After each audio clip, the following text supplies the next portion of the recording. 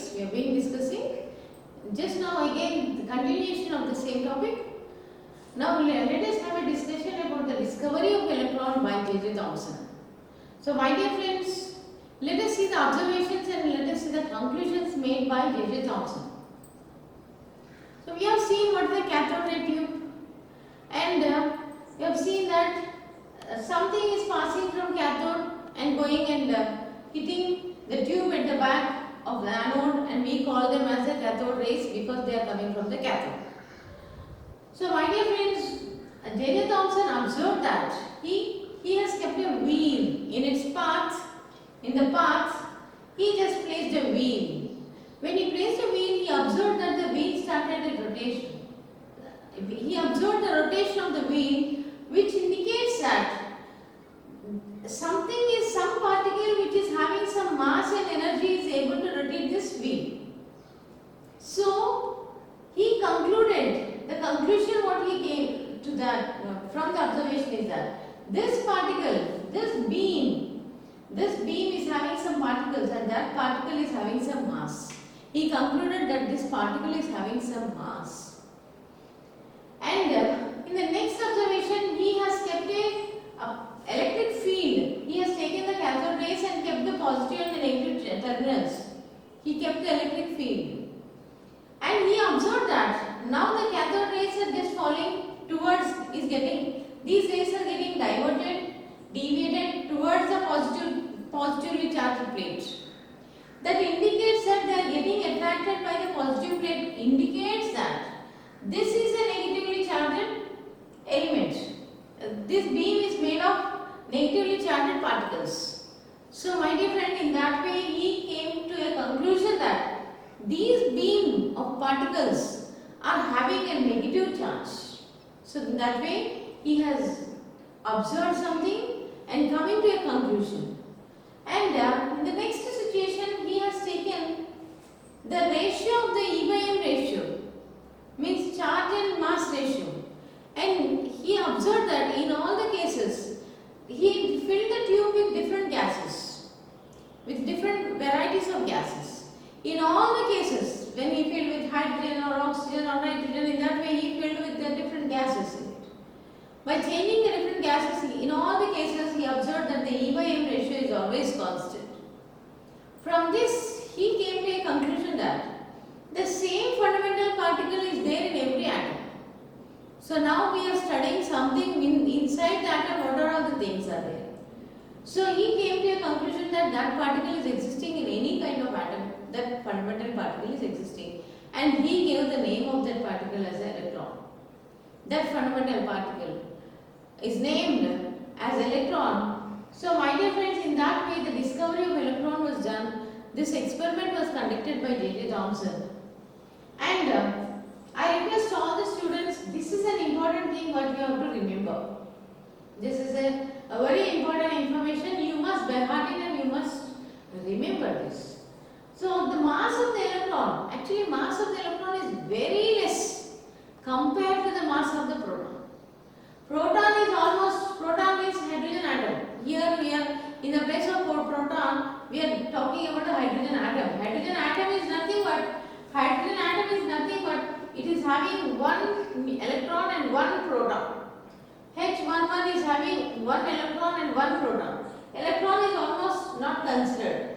So it is nothing but hydrogen atom indicates that it is nothing but proton. So my dear friends, the mass of the electron is very less compared to the mass of a proton, that is hydrogen atom. It is 1 by 1837 times, or a round figure you can even remember it as 1840 also, no problem. So that is the 1 by 1840 times of that of one proton. Means if you take a common balance, if you take proton on one side of the balance, you must take 1837 electrons on the other side to balance it. I think you understood. So when compared to the mass of the proton, the mass of the electron is very less. This number I request all of you must by heart it. And one more thing is, its value is equal to 9.1 into 10 to the power of minus 28 8 grams. So in terms of grams that is. So my dear friends, you can remember this particular value. And very important thing is, he has even given the charge of an electron. The charge of an electron, we know that it is negative charge and its value is minus 1.602 into 10 to the power of minus 19 coulombs. So my dear friends, you have to remember the value of charge of an electron, that is minus 1.602 into 10 to the power of minus 19 coulombs. The same value also can be written as minus 4.8 into 10 to the power of minus 10 electrostatic units. ESU means electrostatic units. So I think now you understood what is the charge of an electron, which you have to please by heart it.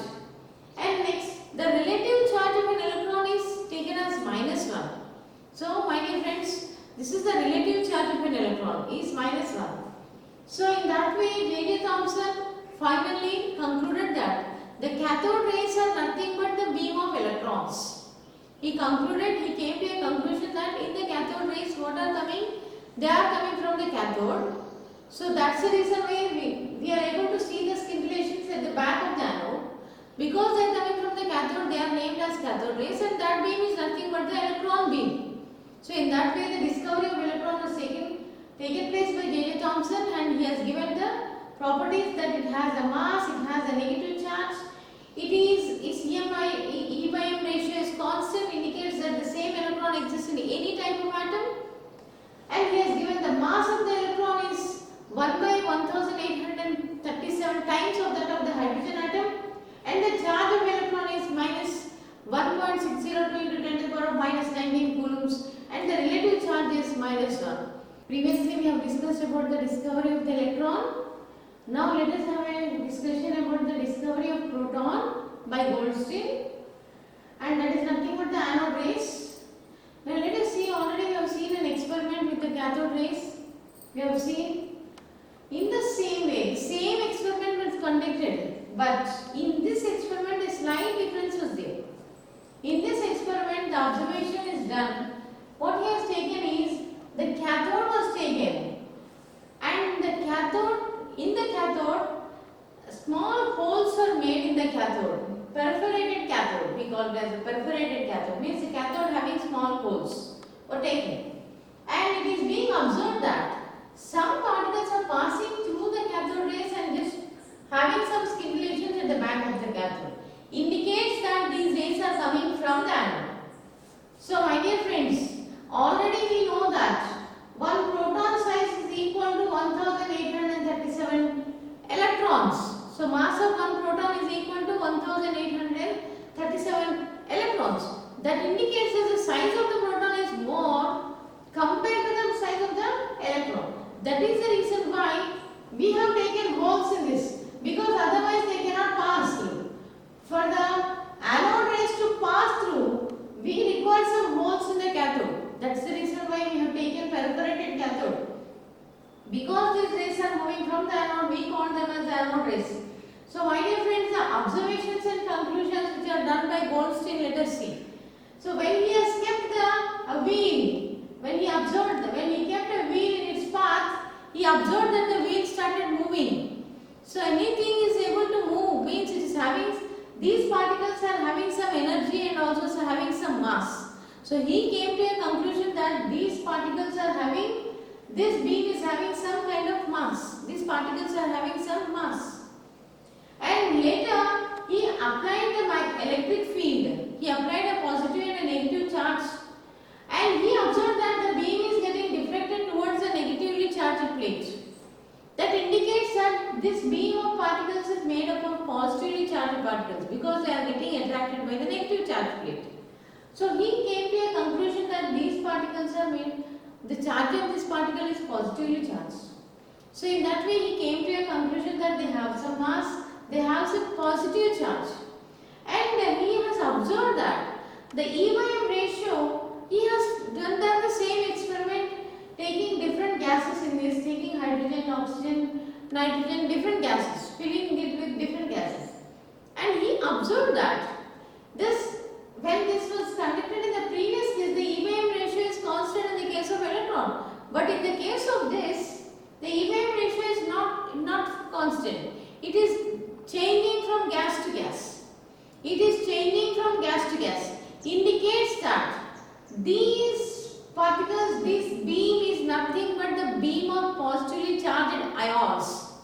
This beam is nothing but beam of positively charged ions.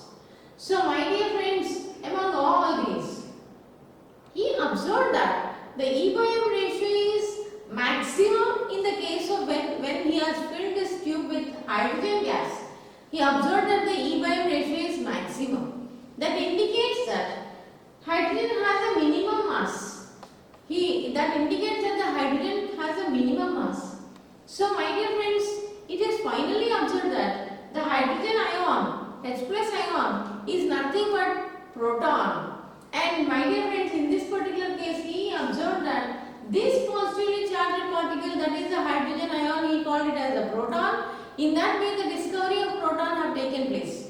Previously, we have seen already the discovery of electron have taken place. And in this particular case, the discovery of proton have taken place. So, one positively charged particle is existing, and that is nothing but hydrogen ion, and he has calculated the mass of the proton. He has given the value of the mass of the proton, which is equal to 1.6725 into 10. You need not remember 25. If you remember 1.67, it's enough. Into 10 to the power minus 24 grams. That is the mass of the proton. And my dear friends, please remember this: one proton mass is equal to 1837 electrons mass. That you please don't forget, so that you will understand the comparison between electron and the proton. And the charge of the proton was given. The charge of the proton, positively charged proton charge, was given as same as that of the electron. That is also that is only minus is different, and here it is positive. Plus 1.602 into 10 to the power minus 19 coulombs. That indicates that electron charge and the proton charge are same. Masses are different, but charge is the same in both the cases. The only thing in that case we have seen minus sign, and in this case we are seeing positive charge. That's all.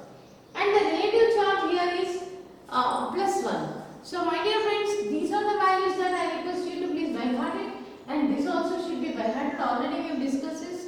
In this way, the positively charged subatomic particle called proton was discovered by J.J. Thomson by this same cathode rays. See, in discovering the electron and in discovering the proton, cathode rays are helping us. So my dear friends, now we came to know that in an atom there is a positively charged element is there called a proton. In an atom there is a negatively charged element is there, that is an electron. So now you understood. Now we are going to discuss about J.J. Thomson has given the first model how the atom is. See, from these two information now you came to know that there is a negatively charged particle and there is a positively charged particle. Now J.J. Thomson gave the first model called the plum pudding model or the watermelon model. See, in that model what did he take? He observed the nature again. See my dear friends, J.J. Thomson did not see the atom. Again he observed the nature. He tried to predict. He is now trying to use the electron and proton, and he wanted to give some shape to it, shape to the atom. So he observed the nature. See, the observations what he has made is very important. This model was given by J.J. Thomson's model, plum pudding model. We call it as a plum pudding model, my dear friends. Here,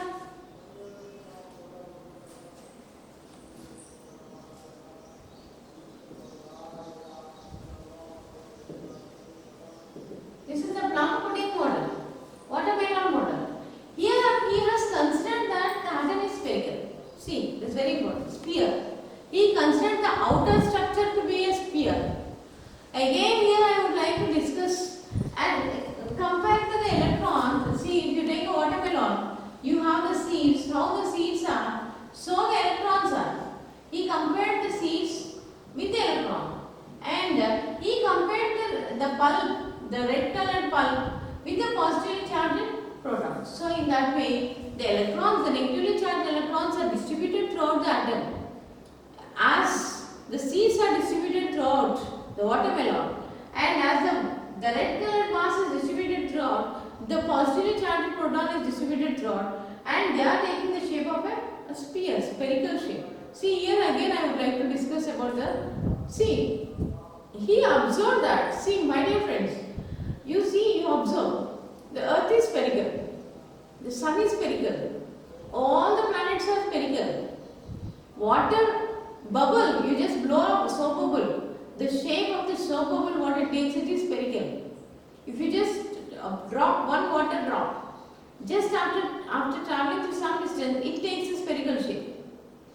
See, in nature you observe, watermelon is spherical mostly, in most of the cases. The, what is this, if you take the seed, watermelon is spherical, cucumber is spherical, orange is spherical, lemon is spherical. See the sphere, there is a definiteness, even your eyeball is spherical. Very important thing is eyeball. That is spherical, is able to roll.